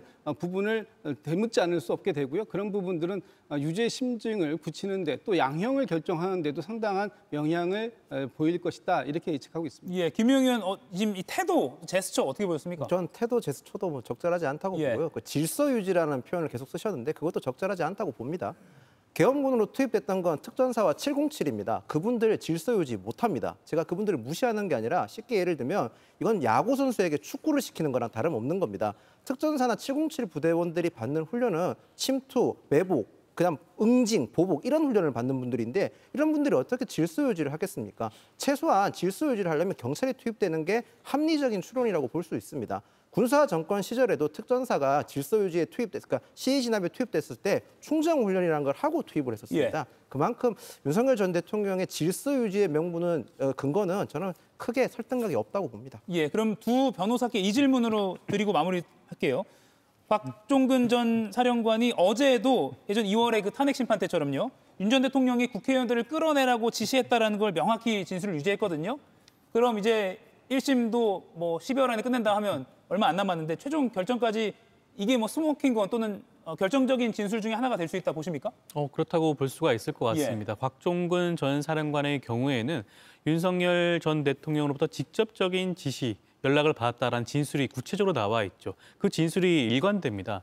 증인의 그런 신빙성, 진술의 신빙성을 따질 때 가장 중요하게 보는 것이 변하지 않는 것이라고 할 수가 있거든요. 일관된 진술을 계속한다고 한다면 그 신빙성을 높게 보는 것이 일반적이라고 할 수가 있습니다. 그렇다고 한다면 곽 전 사령관의 경우에는 처음부터 지금까지 한 치의 오차도 없이 일관된 진술을 하고 있기 때문에 아마 윤 전 대통령 이번 사건에 있어서만큼은 핵심적인 증인으로 역할하지 않을까 싶습니다. 예, 우 변호사님. 곽종근 전 사령관의 진술뿐만 아니고 당시에 국회에 들어간 계엄군들이 어떤 지시를 받았고 어떤 임무를 띠고 있었는가에 대해서는 저 증언을 보충해주는 진술들이 많습니다. 예. 뭐 조성현 전 수방사 경비단장이라든가 주로 대령급에서 그런 진술들이 많이 있었기 때문에 곽종근 전 사령관의 진술은 헌재에서도 그랬듯이 사실은 형사법원에서도 신빙성 그리고 증명력을 높게 부여할 가능성이 상당하다라고 봅니다. 예, 오늘 경주부터 서초동 소식까지 많이 짚어봤는데요. 네 분과는 또 다음 주에 뵙겠습니다. 고맙습니다.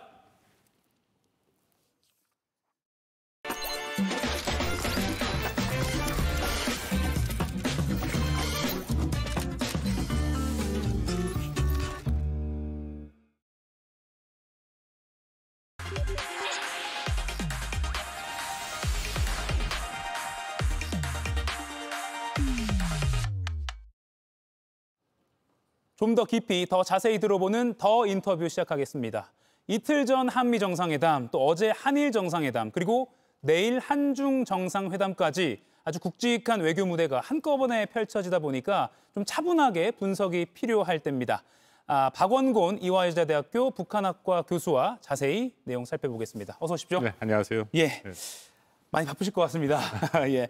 일단 약간 뭐 여담일 수 있는데 오늘 아침에요. 이제 각 참가국 대표들이 이렇게 다 오는데 시진핑 중국 국가주석이 가장 마지막에 그러니까 지각 출근을 했습니다. 이거 어떻게 보셨습니까? 글쎄 이거는 뭐 좀 더 우리 외교부에서 공식적인 입장이 나와야 될 것 같은데요. 예.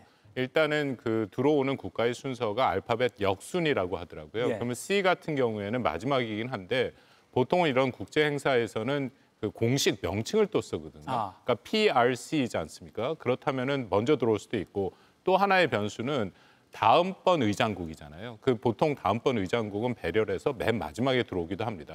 그러니까 이런 복합적인 것이 있어서 그렇지 않아도 좀 찾아보니까 시진핑 주석은 비교적 시간을 잘 지키는 지도자로 알고 있지만 에이펙에서도 전 에이펙에서도 공식 행사에 한번 늦은 그런 경험이 있다라고 얘기를 합니다. 대표적인 인물은 이제 푸틴 러시아 대통령이죠. 매우 의도적으로 매번 늦어서 그래서 일부에서는 이것에 뭐 어떻게 한국에 대한 뭐 메시지가 있는 거 아니냐 하는 건데 그건 아직 조금 나간 것 같고요. 정확한 것은 우리 외교부에서 한번 다시 확인할 필요가 있다고 생각합니다. 다만 결과적으로 지금 보시는 것처럼 이재명 대통령과 시진핑 주석이 같이 이렇게 자연스럽게 회의장 안으로 들어올 수 있는 기회가 돼서 어떻게 보면 또 우리에게 유리하게 된 것 같기도 합니다. 글쎄 뭐 마지막에 들어왔다라는 것 자체가 의장국, 차기 의장국으로서의 배려가 있다라고 본다면 또 오히려 자연스럽게 그렇게 들어가는 장면이 연출된 것은 뭐 나쁘지 않다라고 생각합니다. 예.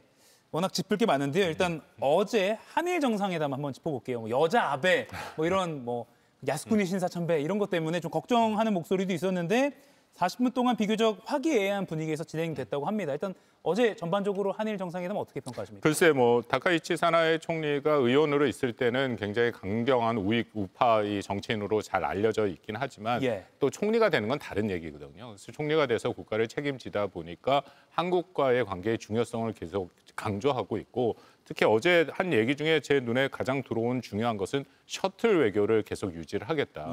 이 한일 관계는 뭐 좀 표현이 그렇습니다만 늘 지뢰밭 같습니다. 왜냐하면 서로 간에 풀리지 않은 문제들이 분명히 있는 것이고요. 그리고 최근에는 한국이 굉장히 열심히 했는데 거기에 상응하는 일본의 조치들이 안 보이는 것들도 분명히 있는 것이고요. 이런 것을 종합적으로 볼 때 잘 관리하는 것이 가장 중요하다. 그런데 처음에는 좀 우려를 했습니다만 의외로 다카이치 총리가 한국에 대해서도 우호적인 감정을 표시하고 더군다나 이 셔틀 외교는 제가 말씀드린 것처럼 한일 간에 뭔가 문제가 있을 때 결국 정상이 자주 만나서 소통을 해서 대화를 통해 풀 수 있거든요. 일종의 신뢰를 쌓고 신뢰를 유지할 수 있는 제도화된 것이 바로 셔틀 외교니까 그런 면에서는 매우 바람직하다라고 생각을 합니다. 물론 이제 뭐 상견례 수준이었다는 평가가 나오기도 하고 뭐 구체적인 현안을 협의한 건 아니라서 다음 회담부터 한번 지켜봐야 될 것 같긴 합니다. 한미 정상회담 짚어보겠습니다. 이틀 전이었는데 벌써 이틀 전입니다. 관세 협상 그리고 핵 추진 잠수함 이게 큰 굵직한 이슈가 됐는데 어제 이 자리에 최종건 교수가 나와서는 상대평가로 따지면 주요국들에 비해서 덜 뺏겼다. 그래서 상대평가로는 A급이라고 평가하셨거든요. 역시 교수님이시니까 ABCD 어떻게 보시겠습니까? 글쎄 이거는 상대평가를 하기가 어렵습니다. 왜냐하면 상대평가라는 것은 기준이 있어야 되는 거잖아요.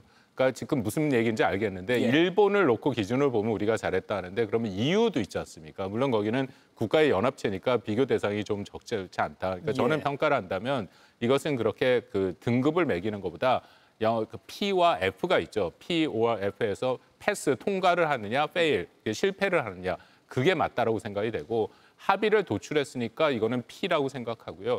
사실은 저는 좀 마음을 졸이고 있었습니다. 왜냐하면 시간이 우린 편이 아니거든요. 그러니까 미국 같은 경우에는 제가 뭐 트럼프를 비판하지 않겠습니다. 이거 한마디만 하면 FTA 자유협정을 맺었는데 이게 상호 관세가 아니라 일반 관세를 부여하는 거니까 이건 국제사회의 규범과 원칙의 자유무역에 분명히 이것을 훼손하는 행위는 분명합니다. 그렇지만 비판은 그 정도로 하고요. 이것을 어떻게 우리가 돌파하느냐가 훨씬 중요한 문제라고 생각을 하면 합의를 이루지 않을수록 우리한테 불리할 수밖에 없다. 왜냐하면 자동차 같은 경우에 완성차는 이미 우리가 경쟁국인 일본이나 EU보다 10% 이상, 10%를 지금 더 관세를 내고 있지 않습니까? 그래서 제가 통계를 봤더니 이 현대차, 기아차 같은 경우에는 지난 2분기 영업이익이 1조 6천억 원이나 감소를 했고요. 문제는 미국 내 재고가 소진되는 3분기에는 영업이익이 더 줄어들 수밖에 없는 거고 이미 협력업체의 다수는 굉장히 어려운 상황이 있다. 그러면 시간이 지날수록 어려운 거고요. 또 하나는 트럼프의 특징을 보면 그간 우리가 충분히 봤습니다만 실무에서 아무리 협의를 해도 본인이 마지막에 이렇게 판 같은 걸 놓고 숫자를 지워가면서 결정을 하는데 일본 때 그랬죠. 그렇죠. 그런 상황이기 때문에 정상 간의 만남에서 결정이 안 나고 실무로 돌아간다면 이것이 언제 끝날지 모르는 또 이러한 과정을 되풀이해야 되는 상황인데 어저께 그것이 결국 그저께 결정이 났다라는 것 자체는 상당히 잘 됐다. 저는 그렇게 판단합니다. 앞서 그 전제로 까셨던 그 우리가 원래 한미 FTA가 있는 나라인데라는 부분 어제 최 교수님도 똑같이 그 부분을 먼저 지적하셨거든요. 그 부분에 대해서는 많은 외교 전문가들이 일단은 굉장히 좀 비판적으로 미국 정부를 바라볼 수밖에 없는 것 같습니다. 자, 그렇지만 안심할 수 없는 부분들도 계속 좀 지적이 되고 있습니다. 뭐 반도체 부분이나 또는 합리적 상업성 부분에 투자하기로 했다 이런 부분. 그렇습니다. 계속 이제 좀 조절해 나가야 되는 거잖아요, 이런 거는. 그 개념이 굉장히 모호하거든요. 왜냐하면 우리 김정관 김영범 실장의 말이면 상업적 합리성을 제가 그대로 읽겠습니다. 투자 금액을 충분히 활수할 수 있는 현금 흐름이 보장된다고 투자위원회가 선의에 따라 판단한다라고 되어 있습니다. 그렇다면은 이것이 투자위원회가 따로 있고 그리고 우리가 협의위원회는 우리가 위원장을 맡고 있잖아요. 투자위원회는 러트닉 상무장관이 맡고 있고 그렇다면 이 두 위원회가 어떻게 협력을 할 것이냐. 서로 간에 이견이 있을 때 이것을 어떻게 조정할 것이냐. 그런 게 전혀 없다라는 것이고요. 그렇다면 결국은 미국이 또 힘으로 압박해 올 가능성도 배제할 수 없다라는 것이고 조금 큰 틀에서 말씀드리면 이게 2천억 달러, 물론 기간을 늘려놨기 때문에 뭐 1년에 200억 달러라고 하지만 그것도 굉장히 큰 돈이기 때문에 우리 입장에서는 국내 산업의 투자 여력이 위축될 가능성도 분명히 있는 거고 예. 그리고 또 외환 시장에 압박이 올 수도 있는 거고 제조업 같은 경우에 또 우리에는 추가 투자 여력이 없을 수도 있지 않습니까? 이런 모든 것들이 뭐 잘 합의가 돼서 통과해서 말씀드린 것처럼 피를 받긴 했지만 예. 앞으로 다가올 거는 우리가 철저히 준비할 필요는 있다라고 생각이 됩니다. 예, 패스 성적을 받은 것 전제로 계속 제언을 해주시고 계십니다.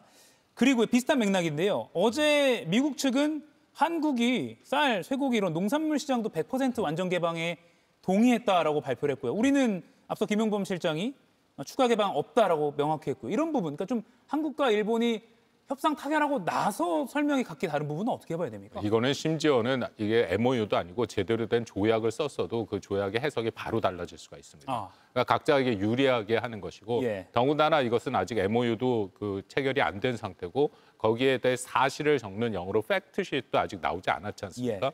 그러면 근데 저는 크게 차이는 없어 보입니다. 왜냐하면 쌀과 소고기 시장을 개방하지 않은 것은 사실이긴 하지만 이미 개방도가 거의 뭐 98%에 이르기 때문에 미국에서는 100%로 얘기해도 크게 문제는 없는 것이고 반도체 같은 경우에도 아직 정확하게 반도체 관세율을 문서화하지는 않은 거죠. 근데 중요한 것은 이건 우리한테 사실 유리한 것들이지 않습니까? 미국이 그렇게 얘기한다고 이것을 반박하는 건 전 적절치 않다고 봅니다. 어차피 우리가 유리한 건데 이렇게 얘기하면 미국이 여기에 대해서 또 반박을 하고 반발을 하고 또 뭔가 재협상을 요구해올 가능성도 있거든요. 그렇다면 우리한테 유리한 것은 좀 조용히 있고 나중에 MOU 문서를 통해서 그냥 확인하는 방법을 하지 그걸 구태여 매번 이건 아니다 하는 것은 오히려 또 트럼프의 눈과 귀를 잡으면 이게 문제가 복잡해질 수도 있다. 이제 그런 걸 좀 고민할 필요가 있다고 생각합니다. 그럼 이제 타결 하루 만에 미국에서 그런 목소리가 나오는 건 미국 국내 정치용일 수도 있겠네요. 그럴 수 있는 거죠. 당연히 미국에서도 이번에 이 타협을 이루게 된 가장 큰 원인 중에 하나는 일단 우리가 200억 달러라는 마지노선을 갖고 버틴 거 이건 잘했다고 생각을 하고 있고요. 더불어서 트럼프도 분명히 합의가 필요했죠.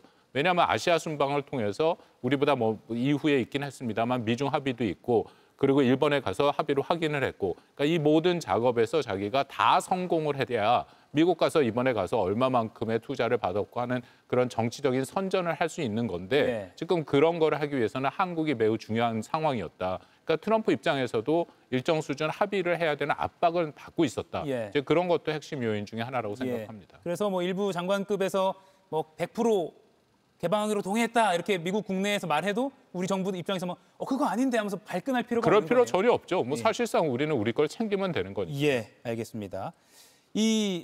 사실은 에이펙 당일날까지도 이거 이번에 타결 쉽지 않다라는 예측이 거의 지배적이었는데 저녁에 타결됐다는 소식이 나온 것. 이건 어떤 부분에서 속도가 붙었다고 보세요? 글쎄 저도 마음을 좀 조이고 있었던 게 7시 원래 6시에 그 실장들이 내려와서 브리핑을 하는데 시간이 계속 늘어졌지 않습니까? 그렇다면 이게 마지막에 무슨 미국과의 조율이 되는 것이 어렵지 않는가. 근데 물론 뭐 저녁 만찬이 시작이 되는데 트럼프 대통령과 이재명 대통령 사이의 분위기가 나쁘지 않더라고요.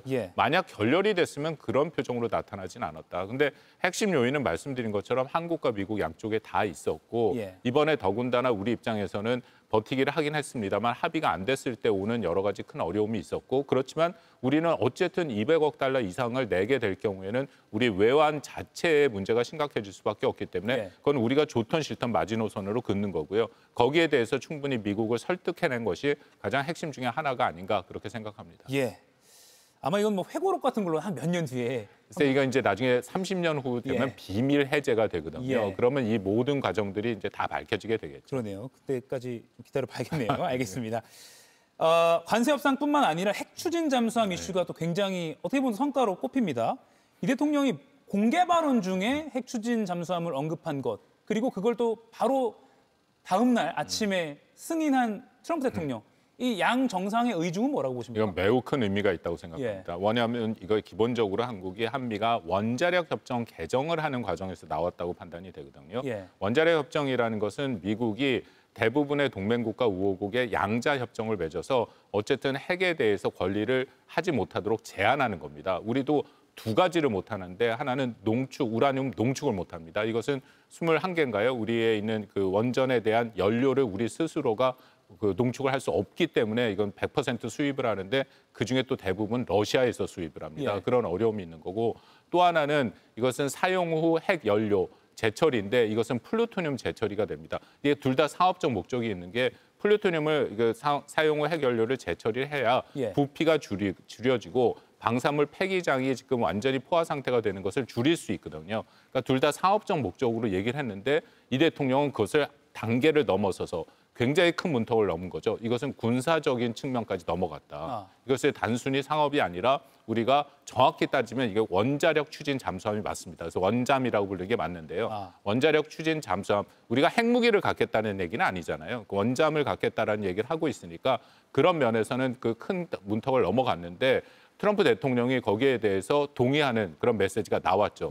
근데 문제는 이게 조금 또 트럼프 대통령이 이걸 갖고 또 뭔가 협상을 걸어온다는 생각이 듭니다. 왜냐하면 필리 조선소에서 한다는 것은 우리 하나가 운영을 하긴 하지만 미국 조선소잖아요. 그렇다면 여전히 질문들이 많이 나옵니다. 이게 미국 조선소에서 만들려면 첫째, 필리 조선소에서 그것을 만들 만한 능력이 안 됩니다. 그럼 기본적인 인프라 구축을 위해서 3년에서 5년이 걸리고 대규모 투자가 들어가야 되는 거거든요. 그럼 미국의 입장에서는 이것은 유리할 수밖에 없는 것이고 또 그렇다 해서 설사 이제 잠수함 구축이 된다 하더라도 인건비가 한국보다 3배나 비싼 미국이기 때문에 전체적인 3, 4배 가격이 많이 들 거고 또 정말로 뭐 미국이 원자로의 기술을 줄 건지 아니면 이것을 자기네들이 만들어서 우리한테 수출을 할 건지 이 모든 것들이 미국 내 법안과 또 의회에 통과가 돼야 되는 복잡한 과정들이 남아 있거든요. 그러니까 이게 트럼프 대통령 입장에서는 이게 굉장히 어려운 선택이긴 한데 약간 시간을 벌면서 또 자기에게 어떤 이득을 가져가는 그런 형식으로 지금 뭐 표현이 그렇습니다만 되받아치기를 했다는 좀 생각이 들어서 이 부분은 앞으로 한국과 미국이 면밀하게 검토하면서 또 다른 협상이 필요한 그런 상황이라고 판단이 됩니다. 물론 군사적, 전략적으로는 굉장히 큰 진전일 수 있겠지만 실제로 이걸 완성하기까지는 뭐 많게는 뭐 수십 년이 걸릴 수도 있는 거죠. 그러니까 우리 부분에서는 우리가 이제 처음에는 우리 스스로가 이것을 만드는 거고 자체 제작을 하는 거고 미국한테 요구한 것은 우리가 이거 자체 제작을 해서 연료가 농축 우라늄이 필요하니까요. 한 20%까지의 농축 우라늄 권리를 우리한테 동의를 해라. 그 얘기를 했는데 이제 트럼프가 그걸 뒤집은 거지 않습니까? 우리가 방금 말씀드린 자체 제작을 하더라도 실전 배치까지 한 10년이 걸립니다. 그 정도의 시간이 걸리는데 이게 미국에서 한다면 훨씬 더 많은 시간이 걸릴 수가 있는 거죠. 그러면 뭐 중국, 그리고 북한, 일본, 우리 한반도 주변 국가 이 핵 추진 잠수함을 대한민국이 갖게 된다면 당연히 조금 반발 또는 의식하지 않을 수가 없잖아요. 어떤 국가가 가장 좀 이거 우려한다고 보세요? 저는 이거가 그러니까 그저께 얘기를 할 때 대통령이 얘기하는데 좀 깜짝 놀랐는데 아쉬운 점이 있습니다. 이걸 왜 꼭 공개 발언에서 얘기를 했어야 되느냐. 특히 중국, 북한 언급한 그렇습니다. 것. 중국, 북한을 언급했는데 위성락 실장이 뭐 아니라고 얘기를 했지만 너무나도 명확하게 중국과 북한이라는 게 나왔지 않습니까? 이게 어떤 의미냐면 아시아의 군비 경쟁이 시작이 되는 거죠. 이미 북한도 핵 추진 잠수함, 그들은 원자력 추진 잠수함이 아니라 핵 추진, 영어로 SSBN이라 해서 원자력 추진 잠수함에 핵 미사일을 싣겠다라는 얘기고 이미 뭐 중국과 러시아는 다 갖고 있고 일본도 원자력 잠수함을 지금 추진 잠수함을 만들겠다 하니까 동아시아의 군비 경쟁이 일어나는 상황이고 그런 상황이면 우리가 중국과의 관계나 나머지 국가의 관계가 편치 않을 수 있다. 더군다나 한중 정상회담이 내일 있지 않습니까? 이미 중국에서 여기에 대해서 일종의 경고의 목소리 같은 것이 좀 나왔잖아요. 그럼 구태여 이것을 왜 공개 발언에서 했을까? 비공개에서 충분히 트럼프 대통령을 설득을 하고 그랬을 수도 있는데 그 점은 좀 아쉽습니다. 그 북중을 언급해서 오히려 트럼프 대통령이 그러네 그 부분 하면서 좀 더 속도가 빨리 결정이 났다 이렇게 볼 대목은 없습니다. 그거는 분명합니다. 왜냐하면은 사실은 북한은 별로 관심 없습니다. 북한은 현재 사실 우리가 갖고 있는 디젤 잠수함도 성능이 좋은 거 지금 하고 있는 장보고 3의 패치 3 정도면은 사실상 서해에서는 충분히 가능하고요. 또 한미일이 훈련을 하고 있는 게 대부분 대잠수함 작전입니다. 그리고 소개 작전이라 해서 그거는 가장 잘하는 게 일본이기도 하고요. 그런데 그렇기 때문에 그거는 설득력이 떨어지는데 중국을 얘기를 하니까 그거는 설득력이 좀 높아지긴 했죠. 근데 그만큼 또 중국을 견제한다라는 목소리가 되기 때문에 우리 입장에서는 어떤 얘기를 하더라도 이게 부담이 될 수밖에 없는 그런 상황인 것은 분명했습니다. 내일 한중 정상회담이 있습니다. 앞서 말씀하신 그 핵 추진 잠수함 안건이 올라올진 모르겠지만 두 정상 간에 어떤 주제가 오갈 걸로 보세요? 글쎄요. 너무 높은 기대 수준을 갖는 것은 저는 적절치 않다고 생각합니다. 왜냐하면 그간의 한중 관계가 매우 안 좋았지 않습니까? 이제는 뭔가 새롭게 우리 지도 리더십이 나온 상태에서 새롭게 시작하는 것인데 이게 굉장히 어려운 환경이다라는 것을 우리가 염두에 둬야 된다. 왜냐하면 그간에 그래도 북한과 중국과의 관계가 굉장히 안 좋았습니다. 그렇다면은 한국의 입장에서는 좀 더 접근할 여지가 있었는데 아시다시피 9월 3일 전승절에 김정은이 나타나고 10월 10일 북한의 노동당 80주년에 리창 총리가 가고 북한과 중국 사이의 관계가 굉장히 빠르게 회복이 되고 있잖아요. 그렇기 때문에 시진핑 주석도 한국을 올 때 적지 않은 부담이 있을 수밖에 없고 그렇다면은 앞으로 한중 간의 정상회담을 할 때 많은 문제가 있지 않습니까? 서해 구조물 문제도 있고 그리고 우리 하나조선소, 필리조선소를 제재한 문제도 있고 이른바 한한령이라는 것을 뭐 중국은 그런 게 없다고 얘기를 하지만 실질적으로 그게 여전히 존재하고 여러 가지 문제들이 있고 또 국내에서 중국에 대한 굉장히 나쁜 여론들이 있는 것도 사실이고 이제 그런 복잡하고 미묘한 문제를 다루기보다는 이제 앞으로 서로 간의 관계를 하는 뭔가 기반이 되고 신뢰를 쌓는 첫 단추를 꿰는 그런 형태가 저는 훨씬 더 적절하다고 생각합니다. 그럼 어제 한일 정상회담처럼 뭐 그 정도 수준일 수도 있다. 그 정도 수준으로 하고 좀 더 이제 뭐 이재명 대통령이 다시 중국을 방문한다든지 하는 식으로 해서 앞으로 차근차근 한꺼번에 모든 걸 해결하려고 하면 오히려 더 무리수가 따른다. 이제 그런 말씀인 거죠. 시간이 많지 않지만 이거 꼭 여쭙고 싶습니다. 김정은 위원장이 결국은 트럼프 대통령의 그 뭐랄까요? 정말로 유화 제스처를 많이 제시했는데 다 거절했습니다. 그러면 트럼프 대통령이 더 이상 구애하지 않을 또는 더 나아가서 안갚음을 하려는 거 아니야? 이런 예측은 어떻게 보세요? 그 가능성도 있죠. 왜냐하면 트럼프 대통령이 뭐 표현이 그렇습니다만 뒤끝이 굉장히 있는 사람이기 때문에 나름대로 최선을 다했지 않습니까? 자기가 심지어 그러니까 좀 아쉬움이 있는 게 더 있을 수도 있다고 얘기하면 사실상 에이펙 오늘 회의에 참석을 했었어야죠. 근데 그렇게까지도 얘기하고 원하는 대로 갈 수도 있다고까지 얘기했고 그 외에도 뭐 제재 해제의 가능성 그리고 영어를 써 죄송합니다만 sort of nuclear power에서 일종의 뭐 핵 보유 요구로 인정할 수도 있지 않을까 하는 정도까지 얘기했는데 안 나타났다는 것은 자신의 체면이 깎였다고 생각할 수 있죠. 근데 그럼에도 한국을 떠나기 전에 여전히 자신은 김정은을 만나겠다라는 얘기를 했기 때문에 그 부분은 조금 가능성이 여전히 열려 있다라고 판단이 되고요. 다만 과연 앞으로 미국 간의 정상회담이 언제 열릴 거냐. 저는 양국 둘 다 충분히 정상회담을 해야 할 이유는 있다고 봅니다. 그렇기 때문에 내년쯤 어느 순간에 이뤄질 수 있다고 판단을 하는데 문제는 정상회담이 이루어진다고 해서 반드시 합의가 나오는 건 또 별개의 문제거든요. 합의를 도출하기까지는 굉장히 어려울 거라고 판단합니다. 그럼 지금 수준 정도로 트럼프가 더 이상 만나자라고 제안하지 않을 가능성도 있고 아니면 그냥 또 계속 만나자 뭐 제재 얘기도 할 수 있다 이렇게 할 가능성도 그런 있고. 식으로 얘기해서 북한이 나올 가능성은 없죠. 왜냐하면 지난 9월 21일 김정은이 아주 길게 한 40분 최고인민회의 시정연설을 해서 어떤 조건으로 나오는지를 분명히 얘기를 했거든요. 핵 보유국으로 사실상 인정해서 군축 협상하자. 적대식 정책인 연합훈련과 전략자산 전개 중단해라. 그것이 조건이에요. 그러니까 그런 조건이 일정 수준 맞아야 나올 겁니다. 미국으로서도 그것까지 받아주기는 쉽지 않지 않을까라는 분석도 나오는데 한번 지켜봐야 될 것 같습니다. 알겠습니다. 오늘 말씀 잘 들었습니다. 지금까지 박원곤 이화여자대학교 북한학과 교수였습니다. 고맙습니다. 감사합니다. 난시? 세상이 흔들려도 난시엔 아큐브. 시야가 흐릿하고 눈이 뻑뻑하다면 흔들림을 줄이는 4개의 안정화존과 눈물을 지켜주는 수분기술로 하루 종일 세상이 흔들려도 난시엔 아큐브. 이른 아침에도 추운 날씨에도 힘들어도 나는 움직인다. 세상 좋은 건 움직여야 만날 수 있으니까. 콜핑이면 충분하다. 좋은 건 문 밖에 있어. 당신이 답답한 코막힘 때문에 뒤척이고 뛰고 푸는 그 25초 동안 저는 이미 오트리비네스 했습니다. 단 25초 만에 작용하여 코막힘 빠르게 해결. 오늘이 트인다. 오트리빈. 다음 중 숙면이 가장 필요한 계절은? 숙면이 계절 타면 쓰나? 사계절 내내 잘 자야지. 겨울엔 포근하게, 여름엔 시원하게. 이제 사계절 기술로 잠재우다. 나비엔 숙면 매트 사계절.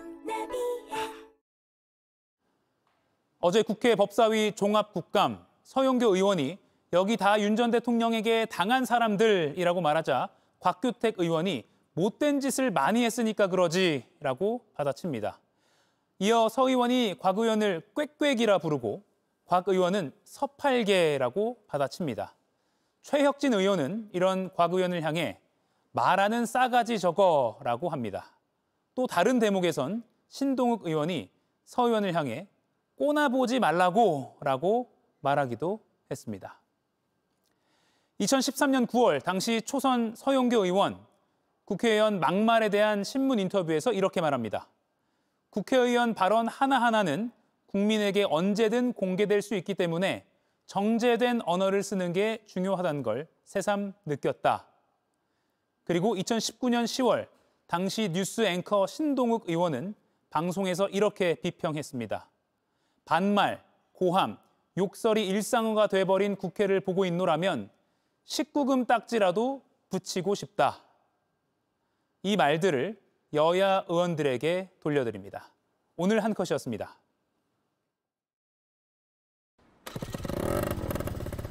잘 나가는 메뉴 전부 타! 배민 푸드페스타! 기대해도 좋다! 왜 자꾸 화장품을 고민해? 피부가 좋으려면 피부가 좋아야지. 피부가 건강해야 뭐든 맞거든. 화장품보다 먼저 세포랩. 몰랐던 당신의 피부 능력. 세포랩 바이오제닉. 건강한 뼈는 단단한 뼈를 말하는 거죠. 뭐? 그런 당연한 소리를. 그럼 그대로 챙기시죠. 단단하게. 기능성 원료인 유단백 추출물 인체 적용 시험 결과 골밀도 골강도 증가 확인. 약해진 뼈를 단단하게. 뼈엔 MVP. 차원이 다른 맛을 보여주지. 쫄깃하게 토시, 풍미있게 토시. 씹을수록 깊어지는 맛의 한방. 토시비프 컬렉션 서브웨이. 이어서 에이펙 특집 JTBC 뉴스룸이 방송됩니다. 에이펙 공식 환영 만찬을 총괄한 에드워드 리 셰프가 오늘 만찬 시작 전 JTBC와 단독 인터뷰를 가졌습니다.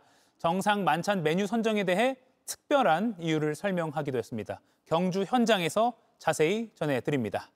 이가혁 라이브 오늘 순서는 여기까지입니다. 저는 다음 주 월요일 오후 5시에 뵙겠습니다. 고맙습니다.